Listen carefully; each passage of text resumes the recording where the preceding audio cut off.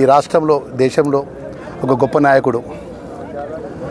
దేశంలో ఒక రాష్ట్ర ముఖ్యమంత్రిగా యువత క్రీడా పరంగా ఆ వైపు వెళ్ళాలని చెప్పి ఒక గొప్ప సంకల్పంతో, ఈ రాష్ట్రంలో మంచి చదువునియాలని ఒక సంకల్పంతో, రైతులకు మంచి గొప్పగా అన్ని విధాలు మేలు చేయాలని ఒక ఆలోచన పరంగా ఉన్నటువంటి ముఖ్యమంత్రి రేవంత్ రెడ్డి గారి నేతృత్వంలో ఒక మంచి క్రికెట్ టోర్నమెంట్స్ కోరుట్ల నియోజకవర్గానికి మరి ఈరోజు మొదలుపెట్టడం జరిగింది. మా యువత అందరికీ కూడా మేము అన్ని విధాలా కూడా ప్రభుత్వం అండగా ఉంటుంది. మరి ఈరోజు ఈ జిల్లాకు ఈ ప్రాంతానికి సంబంధించిన క్రీడా మైదానానికి విషయంలో కూడా మరి నరసింహరావు గారు మా దృష్టికి తీసుకొచ్చినారు.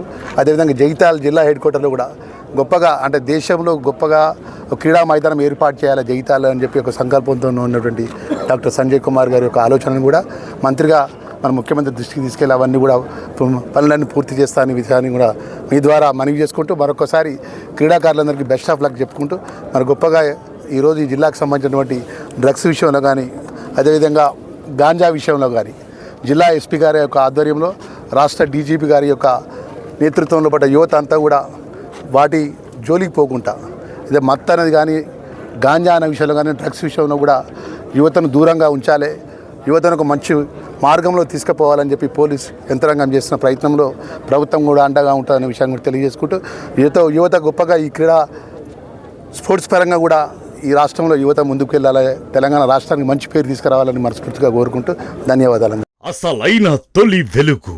ఫాలో వాట్సాప్ @తొలి వెలుగు official.